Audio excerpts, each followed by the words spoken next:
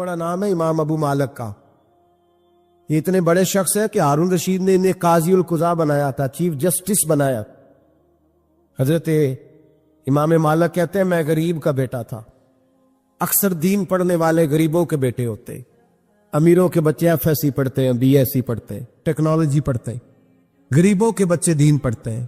میں ایک شادی میں تھا تو وہاں ایک دو لوگ کھانا کھا رہے تھے, تو بعض لوگ انہیں دیکھ دیکھ کے مذاق کر رہے تھے, ویڈیو بنا رہے تھے, کہتے دیکھو کھانا ہی نہیں آتا, کیا انداز ہے, سارا ان کا منہ جو ہے وہ کھانے سے بھر گیا, ہاتھ دیکھو کہاں تک ان کے لتھڑ گئے, کیا انداز ہے. تو میں نے کہا تم ان کے کپڑے بھی تو دیکھو نا, انداز, بیٹھنا اٹھنا, کپڑے پہننا, یہ غریبی کا پتہ دیتے ہیں. بھوک جب تیز لگی ہو پھر کھانے کے آداب لوگوں کو یاد نہیں رہتے. غربت نے میرے بچوں کو تہذیب سکھا دی, اب وہ سہمے ہوئے رہتے ہیں شرارت نہیں کر. حضرت سیدنا امام ابو مالک فرماتے ہیں میں غریب کا بیٹا تھا اور میری 6-7 بہنیں, میں اکیلا بھائی تھا. آپ فرماتے ہیں میرے ابا جی فوت ہو گئے. میری امی پکڑ کے مجھے ایک دھوبی کی دکان پہ لے گئی, کہنے لگی اسے کپڑے دھونے کا طریقہ بتا دے, سلیقہ سمجھا دے, یہ بھی ایک چھوٹی سی لانڈری کی دکان کھول لے گا, میری بیٹیوں کا پیٹ پال لے گا. دھوبی کہنے لگا ٹھیک ہے, میں 2-3 درہم بھی دوں گا مہینے کے, اور جب کام سیکھ جائے گا تو تنخواہ بڑھ جائے. امام ابو مالک رحمت اللہ علیہ فرماتے ہیں میں بہنوں کے لیے روزی کمانے نکلا, میں بیوہ ماں کے سر پہ بوجھ اتارنے کے لیے نکلا, میں غربت کے عالم میں نکلا. رستے میں امام اعظم کا مدرسہ تھا. فرماتے میں وہاں چمکتے چہرے دیکھتا, لیکن اپنی غربت کو دیکھ کے میں آگے بڑھ جاتا, پریشان ہوتا کہ میں کیسے علم حاصل کروں گا. آپ فرماتے امام صاحب مجھے اکثر دیکھتے. ایک دن امام اعظم باہر نکلے, مجھے کھڑے ہوئے دیکھا تو قریب بلایا, سینے سے لگایا, ماتھا چوما, کیا نام ہے؟ میں نے کہا ابو مالک میرا نام ہے. کہا تمہیں پڑھنے کا شوق ہے؟ کہا بڑا شوق ہے. کہنے لگے چل آ جا پڑھا کر, آ جا مدرسے میں پڑھا کر. کہتے میں سارا دن وہاں پڑھتا, گھر سے کام کرنے آتا, سارا دن امام اعظم کے پاس پڑھتا رہتا. مہینہ آیا تو میری اماں کہنے لگی تنخواہ لاؤ. میں نے کہا امی جی تنخواہ تو وہ دے گا جو ڈیوٹی پہ جاتا ہو, میں تو پڑھنے جاتا ہوں.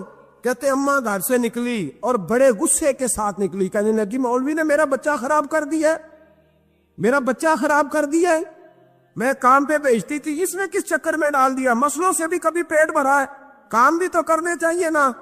کہتے امام اعظم کے سامنے کھڑی ہوئی, امام صاحب بڑے امیر کبیر آدمی, اربوں خربہ پتی تھی, اور پھر اتنے بڑے عالم فقید, سارا بغداد, سارا کوفہ, سارا مصر سلوٹ کرتا ہے. بی بی آئی اور تیز جملے, عورتوں کا طریقہ ہوتا ہے. کہنے لگی مولوی تیری سفید داڑھی, تیرا اتنا نام, تجھے خیال ہی نہیں آیا میں بیوہ عورت ہوں, تو نے میرا بچہ خراب کر ڈالا, میری یہ 3 بچیاں روٹی کہاں سے کھائیں گی, مسنوں سے بھی کبھی پیٹ بھرا ہے. کہتی اتنے سخت جملے کہے پر قربان جاؤ امام اعظم سنتے رہے اور مسکراتے رہے. کہنے لگے میری غلطی ہے, میری غلطی ہے, میری غلطی ہے. بی بی بھول گیا تھا, غلطی ہو گئی. بی بی کہتے تیری امام صاحب سنتے رہے. جب غصہ اتر گیا تو کہنے لگے اماں تیرا غصہ اتر گیا ہے؟ اتر گیا ہے. کہنے لگے تیرا بیٹا بڑا نیک ہے, تیرا بیٹا بڑا لائق ہے, تو اسے پڑھنے دے. کہنے لگے چپ کر بے مولوی, یہ پڑھے گا تو میں روٹی کہاں سے کھاؤں گی. امام صاحب کہنے لگے مجھے بتائے گی تیرے گھر کا خرچہ کتنا ہے. اس نے ایک لفظ پہ 3 دینار کا, ایک روایت ایسی بھی لکھی ہے بزرگوں نے, کہنے لگی 40 درہم ہے. اور اماں کہتی میں نے جان بوجھ کے زیادہ بتائے, حالانکہ میں کنار کا خرچہ کرتی تھی, لیکن جب کھلا ڈلا کریں تو وہ والا خرچہ بتایا. میں نے کہا 40 درہم خرچہ ہے, تو دے گا؟ تو کہتے امام اعظم کہنے لگے اماں تجھے لینے نہیں آنا پڑے گا, پہلی سے پہلے تیرے گھر میں پہنچ جایا کریں گے, یکم سے پہلے آئیں گے. او بھائیو کہاں استاد ملتے ہیں, کہاں استاد ملتے ہیں, کہاں وہ لوگ ملتے ہیں جو دعائیں مانگتے, التجائے کرتے, پیار کرتے. گزر گیا وہ دور, اب تو سوٹ لینے کا دور ہے, مٹھائیاں لینے کا دور ہے, ہاتھ ڈلوانے کا دور آیا ہے. اب کون پوچھتا ہے, اب تو پوچھتے ہیں تو میرے لیے کیا لایا ہے. حضرت سیدنا امام اعظم ابو حنیفہ رحمت اللہ علیہ 1 دن نہیں, 2 دن نہیں, 4 دن نہیں, 5 مہینے نہیں, 20 سال تک, کہنا آسان, بولنا آسان, سننا آسان, 20 سال تک امام ابو مالک کے گھر میں خرچہ دیتے رہے, وہ پڑھتے رہے. اماں کہنے لگی تو میرے بیٹے کو لگا تو لیا ہے تو پڑھ کے بنے گا کیا. حضرت امام اعظم فرمانے لگے بادشاہوں کے تخت پر بیٹھ کر بادشاہوں کے ساتھ کھانے کھایا کرے گا، ان کے ساتھ بیٹھ کے حلوہ کھائے گا، وقت آئے گا تو دیکھے گی۔ کہتے ہیں میرے امام انتقال کر گئے، وقت بیت گیا، ہارون رشید نے مجھے بلایا بغداد میں اور کہا میں آپ کو چیف جسٹس بنانے لگا ہوں۔ کہتے ہیں میں خوشی سے سجدے کرنے لگا، میں چیف جسٹس بنا۔ میں نے اپنی اماں کو خط لکھا کہ اماں بغداد آ جا، تیرے بیٹے کو اللہ نے بڑی شان عطا کر دی ہے۔ فرماتے ہیں ہارون رشید کی بیوی بڑی اولیاء کی علماء کی بڑی فرما بردار تھی، محبت کرنے والی تھی، اس نے حلوہ بنا کے بھیجا، کھانا بنا کے بھیجا۔ ہارون رشید تخت پہ بیٹھ کے کھانے لگا تو کہنے لگا امام صاحب آپ بھی یہیں آ جائیں میرے ساتھ۔ کہتے ایک کونے میں وہ بیٹھ گیا، ایک میں بیٹھ گیا، بیچ میں کھانا رکھ لیا۔ اتنی دیر میں میری اماں بھی پہنچ گئی، 2 لقمے کھائے تھے کہ اماں آ گئی۔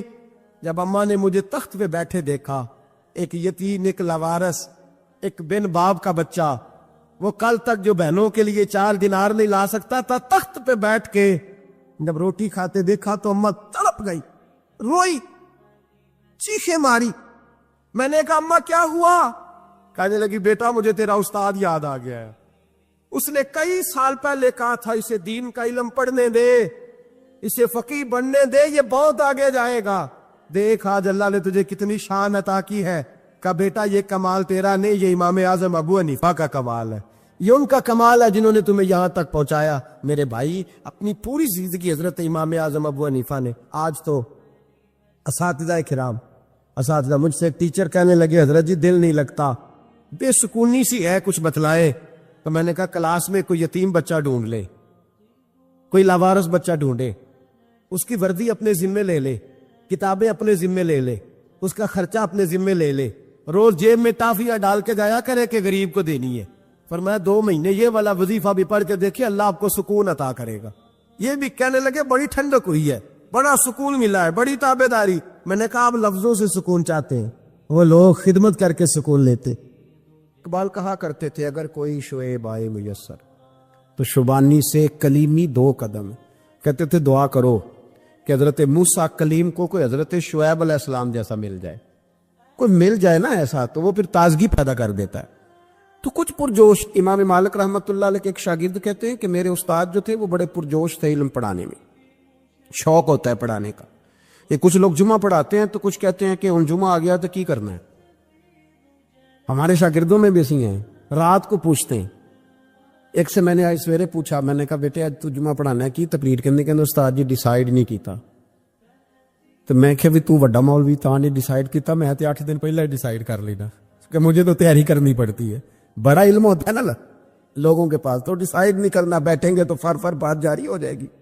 کہنے لگا نہیں وہ میں نے کہا خدا کے بندے کہتے ہو لوگ آخر میں آتے ہیں، تم بتاؤ تم تو تیاری آخر میں شروع کرتے ہو، کچھ خدا کا خوف کریں بھائی۔ ایک استاد ہوتا ہے ایک پرجوش۔ امام مالک کے شاگرد فرمانے لگے کہ ہمارے استاد پڑھانے میں بڑے باذوق تھے، ان کا جذبہ رہتا تھا پڑھانے کا، اور کتاب سے وابستہ رہتے، پڑھنا پڑھانا، مسائل دریافت کرنا، یہ شعبہ ہے نا جی ہمارا۔ جس طرح آپ جس شعبے سے وابستہ ہیں تو اگر آپ اس کو چھوڑ دیں گے نا، فزکس کا استاد بھی کہتا ہے کہ اگر رات کو میں خود پڑھوں گا نہیں تو سویرے پڑھا نہیں سکوں گا۔ تو اگر آپ وابستہ نہ رہتے اپنے شعبے کے ساتھ، نئی نئی چیزیں پیدا ہوتی ہیں، جدت آتی ہے، تو آپ کو جوش ہی نہیں ہے اس شعبے کا، تو پھر بات کیسے آگے بڑھے گی؟ تو کہتے ہیں امام مالک بڑے جب بیمار ہو گئے شدید، تو شاگرد کہتے ہیں میں تیمارداری کرنے گیا، تو میں نے جب دیکھا تو مجھے چہرہ دیکھ کے سمجھ آئی کہ امام مالک کا آخری وقت ہے، بڑے کمزور ہو گئے، اور معدے میں اور پیٹ میں اتنی تکلیف تھی کہ انہیں دودھ پلایا جا رہا تھا چمچ کے ساتھ، پیالے کے ساتھ، صرف دودھ پی سکتے تھے، کمزور ہو گئے۔ فرماتے میں جا کے بیٹھا، زندگی میں کبھی ایسا نہیں ہوا تھا کہ میں جاؤں اور امام صاحب کسی دینی مسئلے پر مجھ پر گفتگو نہ کریں، لیکن آج میرے دل میں خیال تھا کہ اب تو اس وقت تو ہوش ہی نہیں رہتی کوئی آدمی، لیکن کہتے ہیں میں جا کے بیٹھے تھا کہ امام صاحب نے آنکھیں کھولی، فرمایا ماشاءاللہ آپ آئے ہیں، چلو یار میں ابھی کوئی بندہ ہی تلاش کر رہا تھا، ایک مسئلے پہ بات کرنی تھی۔ کہتے ہیں لفظ نہیں پورے ادا ہوتے، ان کے جملے ٹوٹتے ہیں، بیچارے کمزور ہو گئے، بڑھاپا ہے، ایک مسئلے پر بات کرنی تھی۔ تو فرماتے ہیں کہ میرا دل نہ اتنا نرم ہوا کہ میرے آنسو بہ گئے۔ میں نے کہا اس حال میں بھی استاد جی آپ کو دین کی فکر ہے؟ کہنے لگے یار ایک آدمی نے مسئلہ پوچھا ہے تو اس کو حل کر کے دینا ہے، یہ رسول اللہ کا دین ہے، علماء کی ذمہ داری ہے آسان کر کے لوگوں تک پہنچائیں۔ ہر آدمی اس تک رکھ تو میں نے وہ دینا ہے، یہ میری وفا ہے اپنے مذہب کے ساتھ، آخری دم تک دینا. میں اپنی حیاتی تو قربان تھی وا، میری محمد پکیندے گزر گئی. یہ کرنا ہے کام، لوگوں کو آسان کر کے دین پہنچانا ہے. فرماتے ہیں کہ میں نے کہا استاد جی فرمائیں. کہنے لگے یار یہ حج کے موقع پر جو رمی جمار ہوتی ہے، جمرے کو شیطان کو کنکر مارے جاتے ہیں، پوچھنا یہ ہے کہ دونوں طرح سے سنت ہے، پیدل بھی مار سکتے ہیں، سواری پہ بھی. تو یہ بتا کہ پیدل افضل ہے یا سواری پہ افضل ہے؟ تو کہتے ہیں میں نے کہا استاد جی میرا خیال ہے پیدل افضل ہے، لوگوں کو تکلیف کم ہوگی. تو کہنے لگے نہیں تو نے غلط کہا ہے، کھانا نہیں کھایا جا رہا، لیکن اب استاد ہیں تو جوش کتنا ہے. فرمانے لگے تو نے غلط کہا. کہتے ہیں میں نے کہا پھر استاد جی سواری پہ افضل ہے اگر پیدل افضل نہیں. کہنے لگے نہیں تو نے پھر بھی غلط ہی کہا ہے. کہتے ہیں میں نے کہا حضور دونوں طرح غلط ہے تو صحیح کیسے ہے؟ فرمانے لگے بیٹے اگر اس بڑھاپے میں بھی میں مسئلہ بتانے میں تیزی نہیں کرتا، تحقیق کرتا ہوں، تو نے جوانی میں تیزی کرنی شروع کر دی ہے. سوچے ہی نہیں بات کو، فٹافٹ بیان کر دی کہ اگر یہ نہیں تو یہ. حکمت والا ہے کو سمجھنا پڑتا ہے، حکمت کے ساتھ پھیلتا ہے. کہتے میں نے کہا استاد جی حکم کریں پھر آپ بتائیں کیسے افضل ہے. فرمانے لگے مستحب ہے، اچھا عمل ہے کہ ایک شیطان کو کنکر مار کے تو دعا مانگی جائے، اور اتنی دیر مانگی جائے جتنی دیر میں انسان 20 آیات قرآن پاک کی پڑھ لیتا ہے. اور یہ مستحب عمل ہے، یعنی کرے تو ثواب ہے، نہ کرے تو گناہ نہیں. مستحب ہے کہ دوسرے کو کنکر مار کے پھر دعا مانگی جائے، تیسرے کو کنکر مار کے کھڑے نہیں ہونا، دعا مانگتے مانگتے چلے جائے. تو فرمانے لگے مسئلہ سن، جس نے چونکہ مستحب ہے مانگے چاہے نہ مانگے، تو جس نے تو کنکر مار کے دعا مانگنی ہے نا، اس کے لیے افضل یہ ہے کہ وہ پیدل کنکر مارے. اور جس کا ارادہ دعا مانگنے کا نہیں نا، اس کے لیے افضل یہ ہے کہ وہ سواری پہ بیٹھ کے کنکر مارے. تو دونوں جہتیں بدل جائیں گی. فرماتے ہیں اس بڑھاپے اور کمزوری میں نے امام مالک کی وہ فقاہت دیکھی. اور فرماتے ہیں جب فارغ ہو کے نا امام مالک سے میں باہر نکلا، سلام لے کے میں دروازے پہ پہنچا تھا، ابھی کمرے کے دروازے پہ امام صاحب نے بلند آواز سے کلمہ پڑھا اور ان کی روح پرواز کر دی. بلند آواز سے کلمہ پڑھا، روح پرواز کر. اتنا دین کا جذبہ، شوق، اتنا طبیعت کے اندر درد دین کے لیے کہ آخری وقت تک مسائل دین میں غوطہ زنی کس طرح کر کے امت کو آسان دین پہنچایا. اگر چاہتے ہو کہ زندگی میں اطمینان ملے تو خدا را حقیقت پسندوں والی زندگی گزارو. یہ فضاؤں میں زندہ رہنا، ہواؤں میں، اللہ بڑا معاف کرنے والا ہے، اللہ بڑا کریم ہے، معاف کر دے گا. تو بھئی یہ بات صحابہ کو بھی پتا تھی، یہ اہل بیت کو بھی خبر تھی، تو وہ تو ایک ایک بات کا لحاظ کرتے تھے. یہ غوث اعظم کو بھی پتا تھی، یہ ان کے والد کو بھی پتا تھی، جنہوں نے کسی کا ایک سیب کھا لیا تھا وہ 12 سال اس کے گھر میں نوکری کرتے رہے. انہیں نہیں پتا تھا اللہ بڑا کریم ہے، معاف کر دے گا، ایک سیب ہی ہے نا. تو حقیقت پسندی آپ کو سکون دے گی. اور اگر آپ نے اپنے آپ کو غیر مطمئن کیا ہوا ہے، بات کچھ اور ہے، اور آپ نے اپنے آپ کو ڈال کسی اور طرف لیا ہے، تو پھر آپ کو سکون مل سکتا. سکون حقیقت پسندی میں، اصل میں سکون ہوتا ہے، اداکاری میں سکون نہیں ہوتا. تیسری بات سنیں، اگر آپ چاہتے ہیں زندگی میں مطمئن رہیں تو دنیا داروں سے امیدیں توڑ دیں، اللہ اور اس کے رسول سے امید وابستہ کریں، اولیاء اللہ سے امیدیں وابستہ کریں، صحابہ اور اہل بیت سے امیدیں، اللہ اور اللہ والوں سے امیدیں، دنیا داروں سے امیدیں. آپ کو پتہ ہے دنیا دار کی تباہی کب ہوتی ہے؟ جب انہیں خوش آمدی مل جاتا. چودھری کا بیڑا اس وقت غرق ہوتا ہے جب اسے چودھری کہنے والے زیادہ ہو جاتے ہیں. سیٹھ صاحب اور نواب صاحب بیچارے تباہ تب ہوتے ہیں بھولے پل میں، جب ان کے دائیں بائیں ریلا ہوتا ہے سیٹھ صاحب کہنے کا. لوگ انہیں کھانا چاہتے ہیں، پیار ان کا نہیں ہوتا، ان کی جیب کا ہوتا ہے. محبت ان سے نہیں ہوتی، ان کی کرسی سے ہوتی ہے. ضروریات کا پیار ہوتا ہے، تباہ کر دیا جاتا ہے.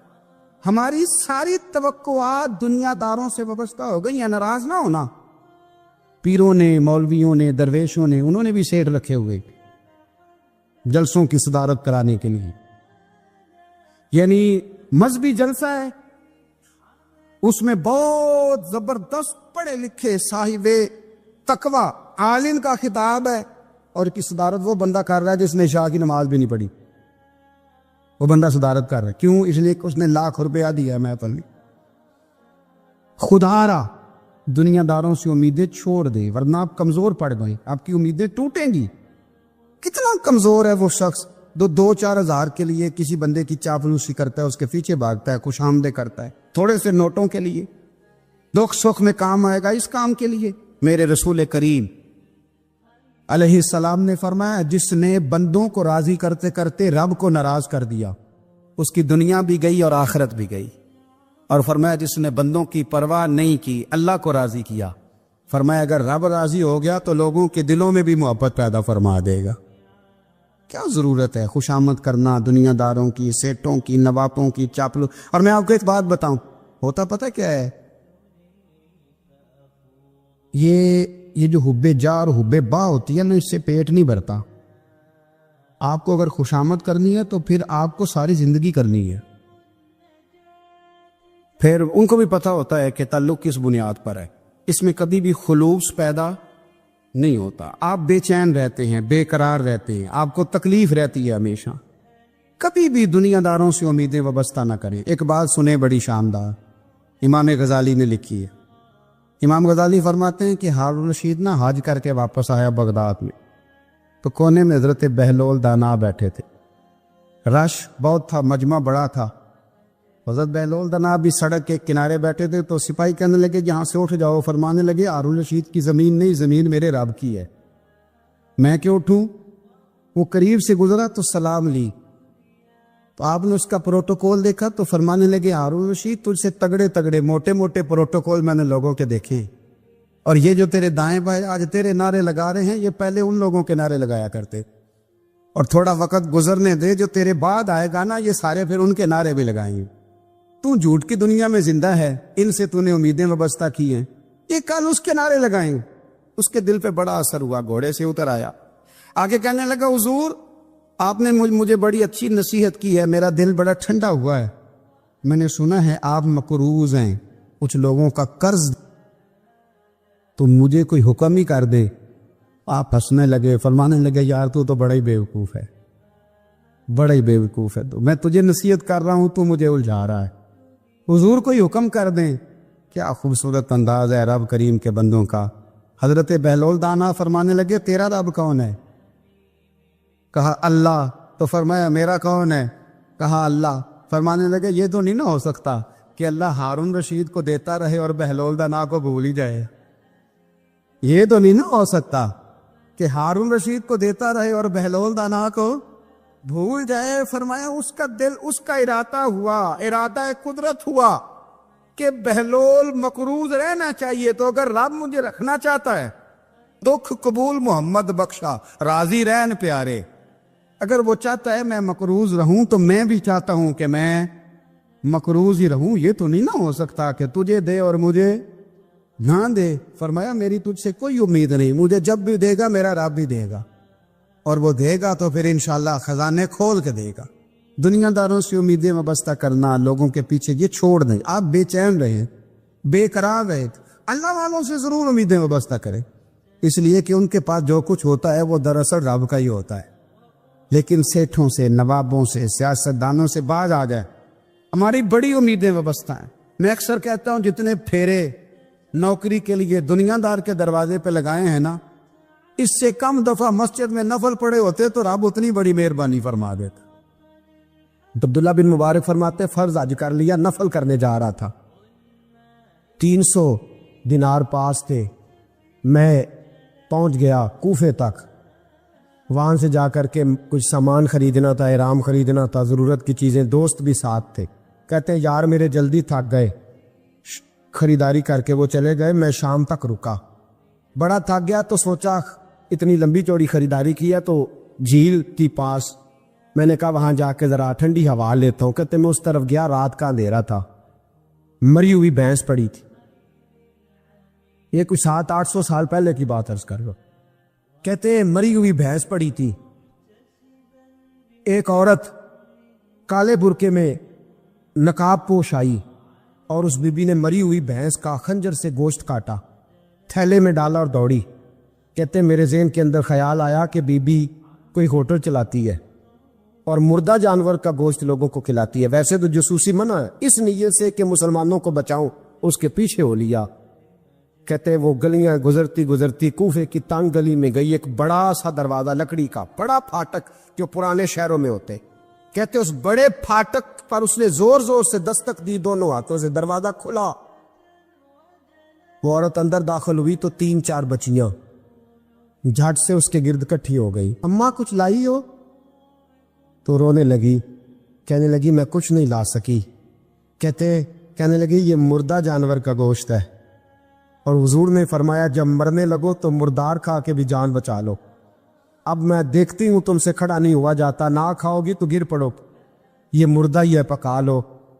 کہتے ہیں اگلے لفظ اس عورت نے کہے تو میں باہر کھڑا چیخنے لگا، وہ کہنے لگی ہم سید زادیہ ہیں، صدقہ زکوٰۃ کھا نہیں سکتی، اور سب روگاں دا روگ محمد، جس دا نام غریبی، کنڈ ولا کے لنگ جان دے سب دوست یار قریبی، سید ہے، صدقہ زکوٰۃ یہ مردار کھا کے گزارا کرو۔ کہتے ہیں پھر اس عورت نے چاروں بیٹیوں کو سینے سے لگایا، کہنے لگی تمہارا باپ زندہ ہوتا تو یہ دن نہ سید بھی اور یتیم بھی اور مسکین بھی۔ پھر وہ روئیں، حضرت عبداللہ بن مبارک کہتے ہیں زور زور سے دروازے پہ دستک دی، بی بی باہر آئی، کون ہے؟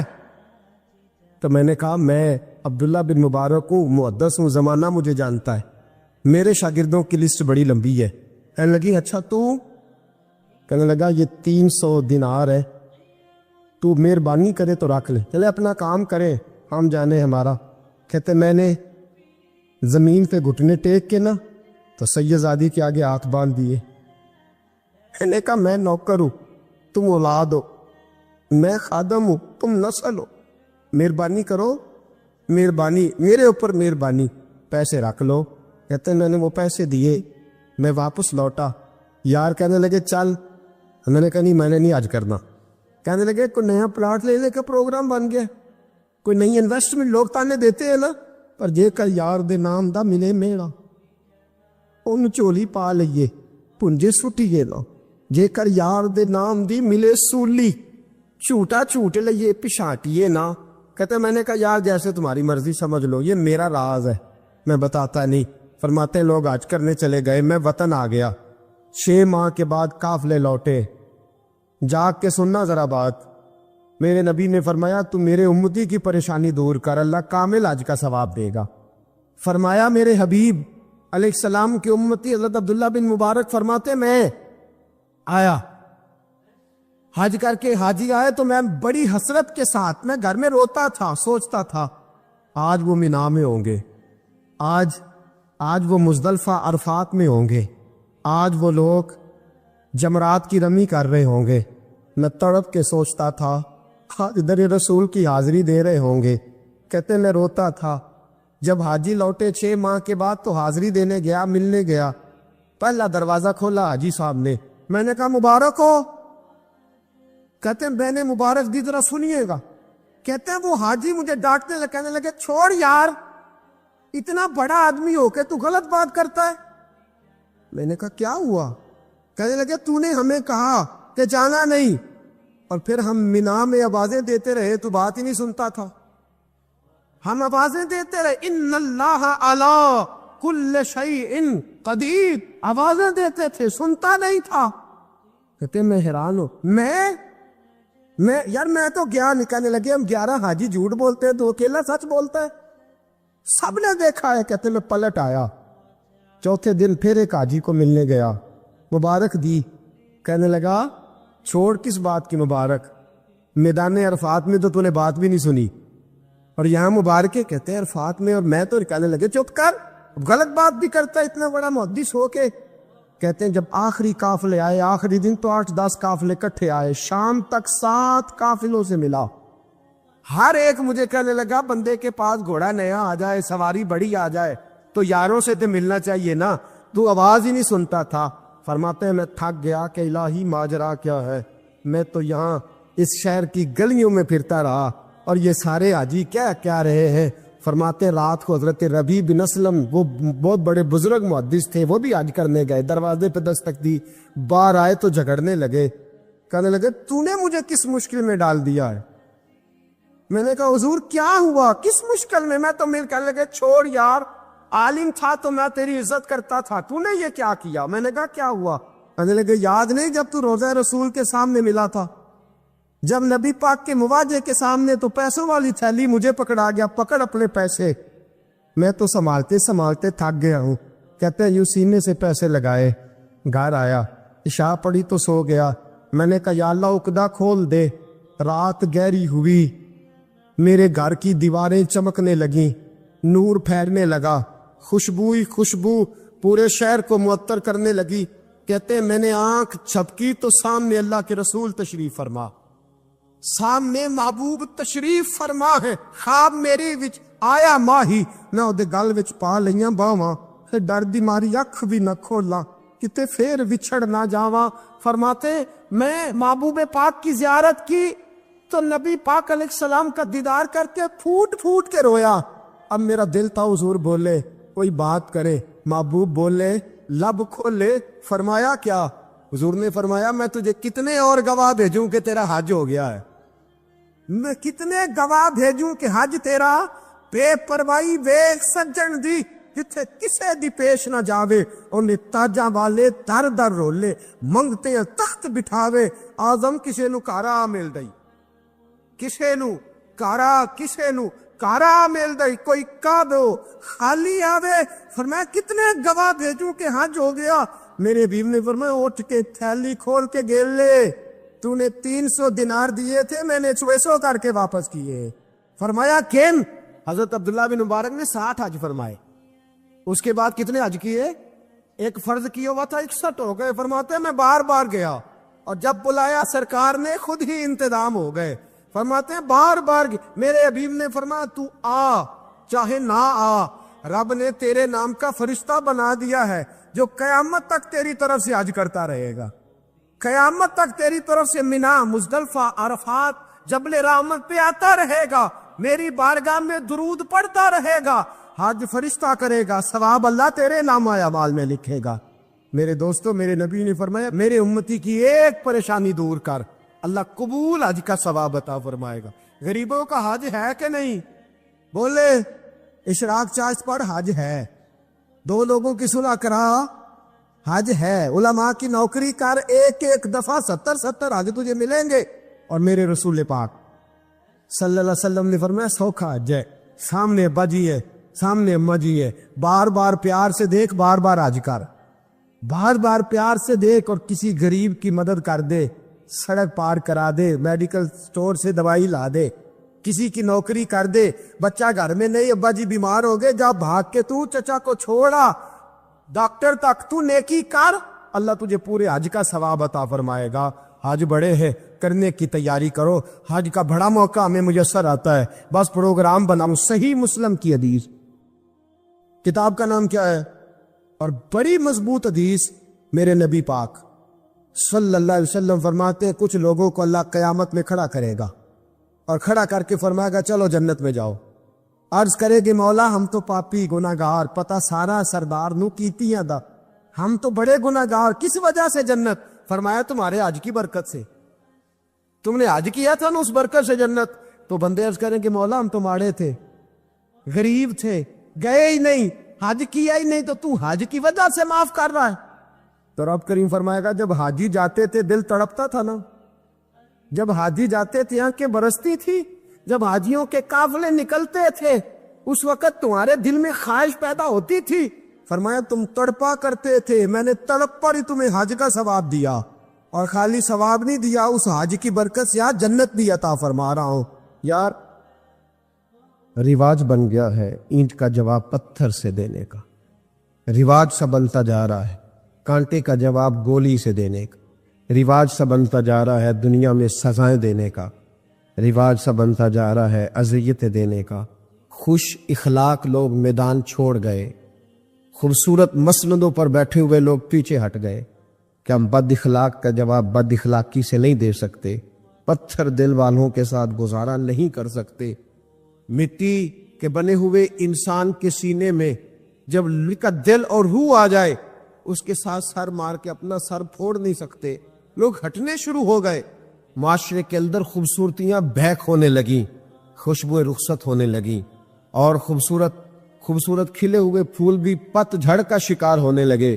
لیکن ہم نے کبھی پلٹ کے سوچا ہی نہیں کہ ہمارے لب و لہجے نے کتنے دل توڑ دیے، کتنے لوگوں کو تکلیف دے دی، کتنے لوگوں کو آزمائش میں مبتلا کر دیا، کتنے سارے. ابھی رات ہی کی بات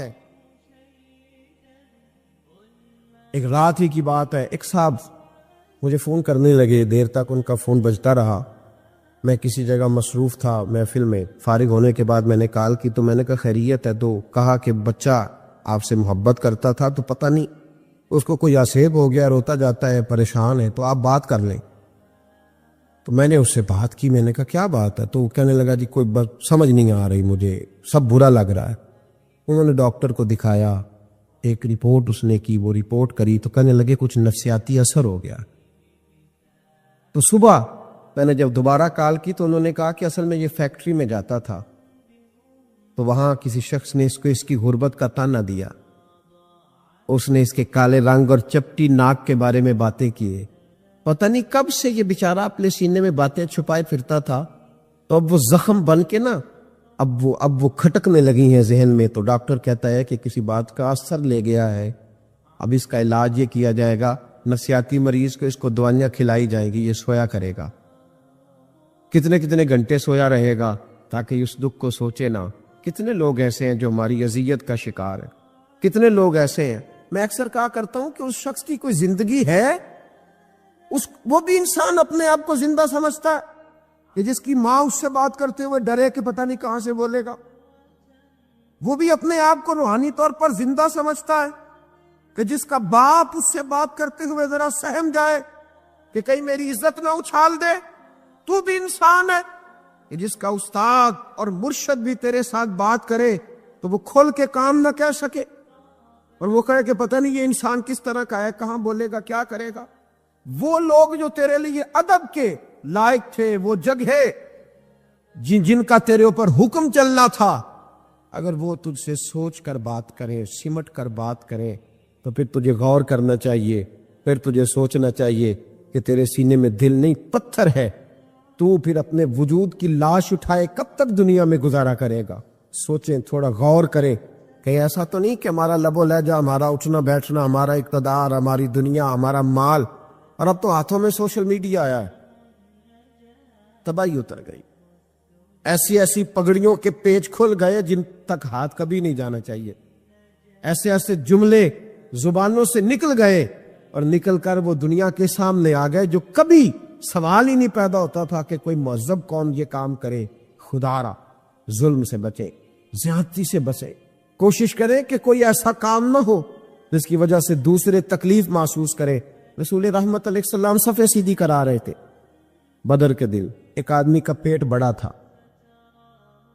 ہمارے ہاں معذرت قبول کرنے والوں کی تعداد بڑی تھوڑی رہتی جا رہی، بلکہ کچھ فلسفیوں نے تو مجھے بتایا ہے کہ معذرت اگر کبھی کر لینا تو سامنے والا چڑھائی زیادہ کر جاتا ہے. وہ کہتے ہیں معذرت کبھی نہ کرو، معذرت کریں آپ تو پھر تو آپ سمجھ لیں کہ آپ نے گناہ قبول کر لیا، پھر تو لوگ چڑھ جائیں. یہ ایسا فلسفہ اب میدان میں آیا. میں کبھی پیار کی بات سوچتا ہوں. میں ایک جگہ اپنے شہر میں روڈ پہ کھڑا تھا تو میرے اپنا ہی ایک جاننے والا سنگی تھا، میں ان کو جانتا تھا، ہمارے شہر کے تھے. تو انہوں نے غلط موٹر سائیکل مار دیا کسی کو، اور جب اس نے موٹر سائیکل والا اٹھا نا اس پہ چڑھائی کر دی. تو ہمیشہ یوں چلاتا ہے، تمہیں طریقہ ہی نہیں آتا، تم بڑے غلط ہو، چڑھائی کر دی اس پہ. جب تک میں پہنچا تو وہ بیچارہ جا چکا تھا، نرم دل تھا، غریب تھا، وہ جا چکا تھا. تو میں نے کہا یار تو بڑا فضول آدمی ہے، میں خود دیکھ رہا تھا، غلطی بھی تیری ہے تو نے چڑھائی کر دی. کہندا سب میں نہ کردا پھر انہیں کر دینی سی. تو میں نے قبل از وقت حفظ ما تقدم کیا ہے. اگر میں نہ کرتا، یہ ہماری سوچ ہے، یہ رویہ ہے، یہ ہماری اخلاقیات، یہ ہماری سوچ ہے کہ جو پہلے چڑھائی کر گیا وہ بڑا ہو گیا، اور جو نہ کر سکا وہ تو لہذا فٹافٹ چڑھائی کرو.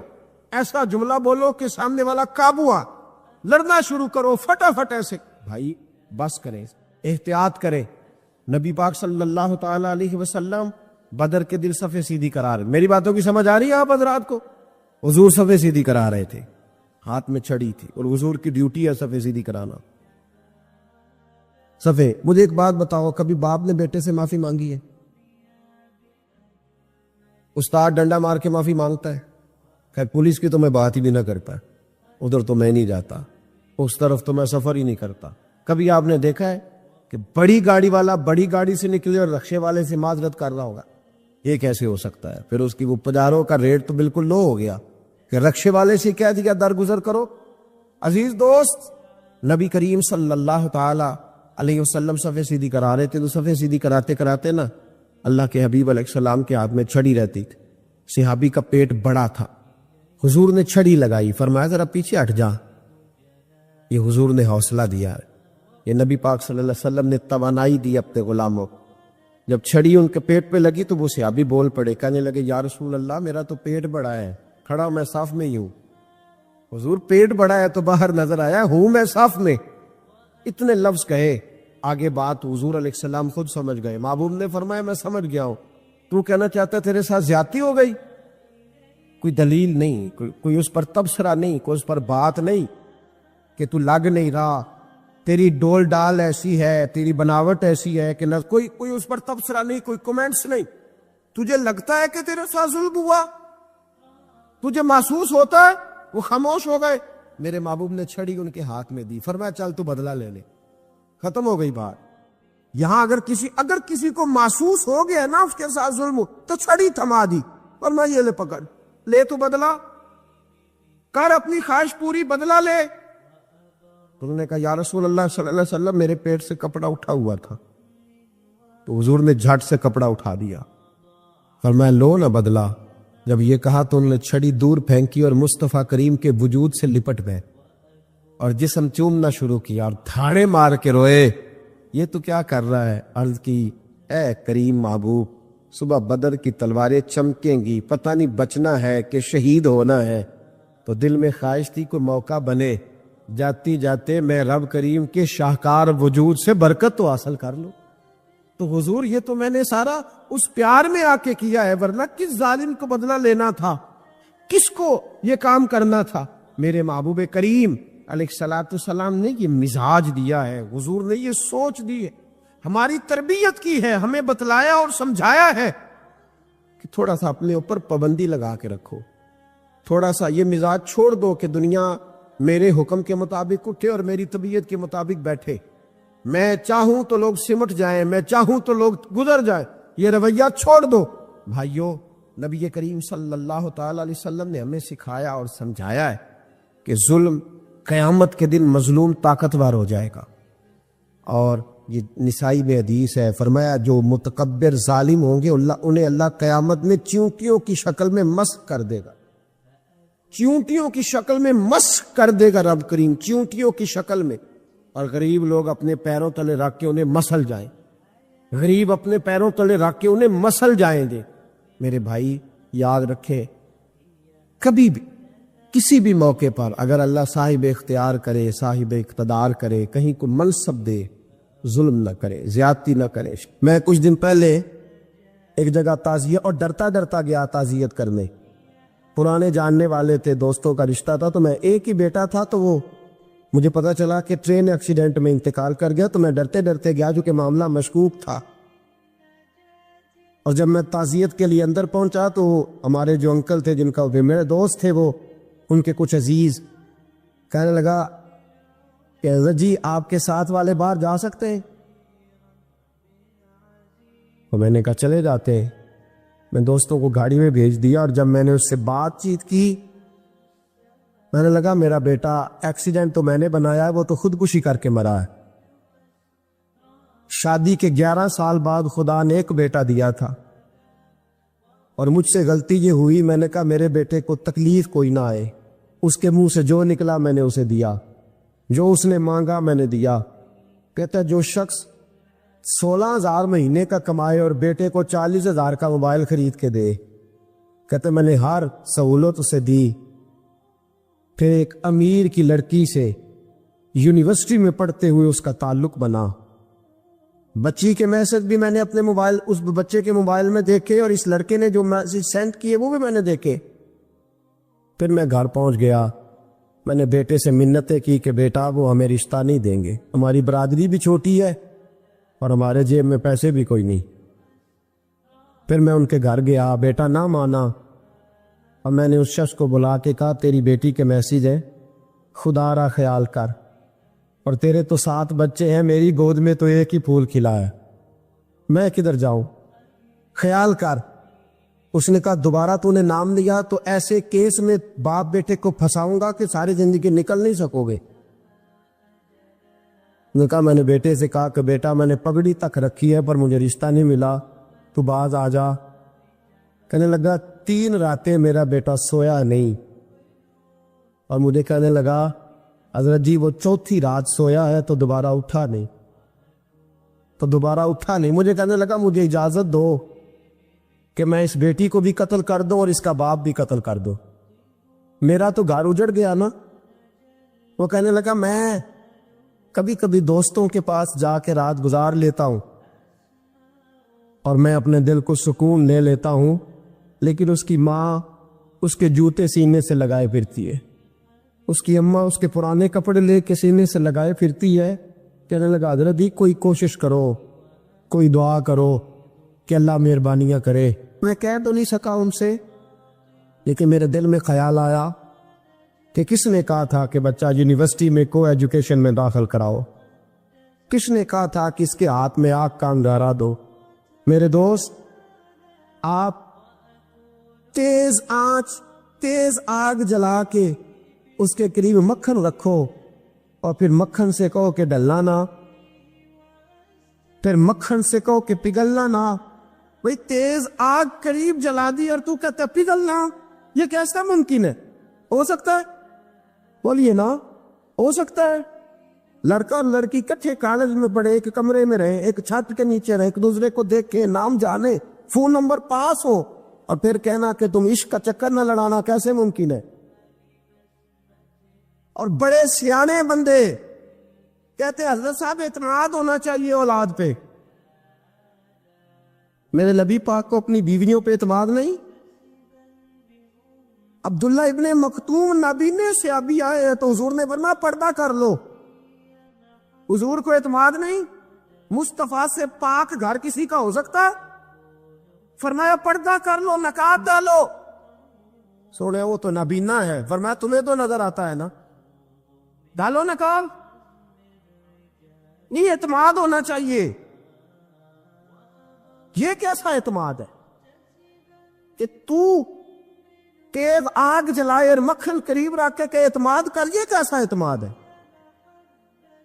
ایک حدیث سنانے لگا ہوں، زندگی بار بھولنا نہ، دل کی تختی پہ لکھنا یہ روایت۔ توجہ ہے آپ کی؟ جاگ رہے ہیں؟ باہر والوں کو میری بات کی سمجھ آ رہی ہے؟ حدیث سنانے لگا ہوں، ابن حجر اسقلانی حدیث لائے ہیں، رسول پاک صلی اللہ علیہ وسلم نے فرمایا جہاں مرد اور عورت اکیلے ہوں وہاں تیسرا شیطان ہوتا ہے۔ یہ تو پہلے بھی سنے ہوں گے نا اتنے لفظ، اس سے آگے ابن حجر حدیث کے لفظ لائے، یا رسول اللہ صلی اللہ تعالی علیہ وسلم مرد اور عورت اکیلے ہوں تو تیسرا شیطان ہوتا ہے؟ حضور نے فرمایا ہاں۔ عرض کی حضور اگرچہ وہ نیک ہو، جاگ رہے نا آپ لوگ، اگرچہ وہ جہاں مرد اور عورت اکیلے ہو وہاں تیسرا شیطان ہوتا ہے۔ حضور اگر وہ نیک ہو لکھ لو دل کی تختی پر۔ میرے رسول نے فرمایا اگر عیسیٰ کی ماں مریم بھی ہو اور زکریا کا بیٹا یحییٰ بھی ہو تو میں ان دونوں کو بھی اکیلا بیٹھنے کی اجازت نہیں دے سکتا۔ فرمایا عیسیٰ کی ماں مریم جو رہی مسجد میں، پلی مسجد میں، جس کی پاکیزگی کا اعلان قرآن کر رہا ہے، عیسیٰ کی ماں مریم، اور فرمایا یحییٰ صرف نبی نہیں، نبی کے بیٹے بھی ہیں، زکریا بن یحییٰ، فرمایا اگر یہ دونوں بھی ہو، ایک نبی ہو اور ایک ولی ہو، مریم اور یحییٰ بھی ہو، مریم اور زکریا بھی ہو، فرمایا میں ان کو بھی اکیلے بیٹھنے کی اجازت ہے۔ تو جس نیکی اور پرہیزگاری کی بات کرتا ہے، تو کیسا پیر ہے اس کے پاس تنہائی میں بیٹھ کے بی بی اپنا دکھڑا سنا رہی ہے. تو کیسا مفتی ہے؟ اٹھا کے لے جا طریقت شریعتیں اور جا کے سنبھال لے اپنے جبہ اور دستار میں. وہ کوئی جبہ اور دستار نہیں، وہ گند ہے. اس لیے کہ جو نبی مریم سلام اللہ علیہا کو نبی کے پاس بیٹھنے کی اجازت نہیں دے رہے، وہ پیر کس بات کی مولی ہے جو بیبیوں کو بغیر پردے کے سامنے بٹھاتا ہے؟ اور تنہا بی بی کہتی ہے میرا دکھ سن لے، اس نے اجازت دی ہے. اور پھر کہنا تماشا لگ گیا، سٹانڈ لگ گیا. یہ شریعت بیان کر رہا ہوں، رسول اللہ کا فرمان بیان کر رہا ہوں، اور اس سے آگے ہمیں کسی دلیل کی ضرورت بالکل نہیں ہے. اور پتہ نہیں باپ کو کہ میرا بیٹا کیا کر رہا ہے. اندھی ہے وہ ماں جس کی بیٹی سارا دن نیٹ پہ بیٹھی رہتی ہے، اس کو خبر نہیں کیا ہو رہا. اور جب آگ گلے تک آتی ہے نا، داڑیاں جب جلنے لگتی ہیں تو ہمیں خیال آتا ہے یہ کیا بن گیا ہے. اور جب ماں کا دوپٹہ کھینچنے لگتا ہے نا سگا بیٹا کہ چل میرا رشتہ مانگ، پھر اس کو پتا چلتا ہے کہ یہ تو معاملہ ہی بڑا خراب کر لیا میں نے. میرے دوست، جوانی زیادہ پیسے کمانے کا نام نہیں. اگر تو قیمتی کپڑے پہنتا تو تو جوان نہیں. تو 50 کلو وزن پائے ہاتھ سے اٹھا لیتا تو تو جوان نہیں. اگر تو ڈگریوں کا ڈھیر لگایا ہے اور تیرا دراز اور الماری بھر گئے ہیں تو تو جوان نہیں. اور اگر تو نے اپنے خاندان اور معاشرے میں اونچا افسر بن کے نام کما لیا تو جوان نہیں. جوان اس کو کہتے ہیں جس کی جوانی پاکیزہ ہوتی ہے. جوان اس کو کہتے ہیں جس کی نظر جھکی ہوئی ہوتی ہے. جوان اس کو کہتے ہیں جو حیا کا پتلا ہو. جوان اس کو کہتے ہیں جو شرم کا پیکر ہو. جوان اس کو کہتے ہیں جس کی نظر سے معاشرے کی بہو بیٹیاں بچی ہو. جوان وہ ہوتا ہے، جوان بھی ہو پاکیزہ بھی ہو. جوان وہ ہوتا ہے کہ میرے رسول پاک نے فرمایا صبح قیامت اللہ عرش کے سیدھے جانب جوان کھڑا کرے گا. 30 سال کا جوان، چڑھتی جوانی، خوبصورت آنکھیں، روشن چہرہ، اس کا وجود طاقت والا. نبی آگے بڑھ کے پوچھیں گے یا اللہ یہ کون ہے جو تیرے دائیں جانب کھڑا ہے؟ اللہ فرمائے گا یہ وہ جوان ہے کہ خوبصورت عورت نے اسے کہا تھا میرے ساتھ منہ کالا کر لے، پر اس نے نظر جھکا کے کہا تھا انی اخاف اللہ. نہ بھائی میں تو اپنے اللہ سے ڈرتا ہوں. فرمایا یہ پاک جوانی والا ہے، یہ حاجی نہیں، نمازی نہیں، یہ ولی نہیں، یہ صوفی نہیں، یہ وہ نہیں جو غوث زماں ہو، قطب دورہ ہو، پیر طریقت نہیں، مفتی وقت نہیں. یہ خالی جوان ہے پر پاک جوانی لے کے آیا. یہ خالی جوان ہے پر پاکیزہ جوانی لے کے آیا. یہ خالی جوان ہے پر اس کی نظروں میں حیا بڑی ہے. یہ پاک، یہ کیا تماشا لگ گیا عشق کا چکر. اور آج جتنی مصیبتیں کھڑی ہوئی ہیں اس عشق مجازی کے روگ نے کھڑی کر دی ہیں. ہر جوان، ہمارا ایک بچہ تھوڑے دن پہلے اس علاقے کا محمد طیب نام کا شہید ہو گیا. وہ ایک کونے میں رہنے والا، ایک محلے میں ایک چھوٹے سے کونے میں رہنے والا بچہ تھا نا. میرے ساتھ دوست موجود ہے. صبح سے لے کر ساری رات میں افسوس کرتا رہا میں جنازے میں کیوں نہیں گیا، میں جنازے میں کیوں نہیں گیا. وہ بچہ پاک فوج کا وہ شہادت اختیار کر گیا تو فخر سے سر بلند کر گیا اپنا. لیکن جو بی بی کے لیے ساری رات روتے رہتے ہیں وہ شہید ہو سکیں گے؟ جو ساری رات ٹھنڈ میں کھڑے ہو کے عورت کے ساتھ گفتگو کرتے رہتے اور جو سارا دن دل میں گند رکھتے ہیں بی بی کے لیے، ان کے ہاتھ میں تلوار آئے گی؟ یہ بہو بیٹیوں کی عزتیں بچا سکیں گے؟ عافیہ صدیقیہ جیلوں میں جل گئی امریکہ کی، اور وہ جب بھی خط لکھتی تھی کہتی تھی کوئی محمد بن قاسم نہیں بچا. وہ کہتی تھی کوئی شہاب الدین غوری نہیں بچا. اور وہ جب بھی، اب تو خیر اس کا ذہنی توازن ہی کام کرنا چھوڑ گیا، وہ بی بی جب بھی خط لکھتی تھی نا اہل پاکستان کو تو کہتی تھی پاکستان والوں بتاؤ کیا تمہارے اندر کوئی بھی خالد بن ولید کا ماننے والا نہیں؟ کیا کوئی نہیں تمہارے اندر جو علی کے نام کا نعرہ لگانے والا ہو؟ کوئی نہیں بچا جو فاروق اعظم کی سیرت کو فالو کرنے والا ہو؟ کوئی لاؤ. جس کے ہاتھ میں تلوار ہو اور مجھے سمجھ آئے کہ یہ وہ ہے جو حسن اور حسین کا نام لینے والا ہے. کوئی نہیں بچا، اس لیے کہ گندگی دماغ میں، گندگی دل میں، گندگی روح میں تو اس کام کے لیے آیا تھا.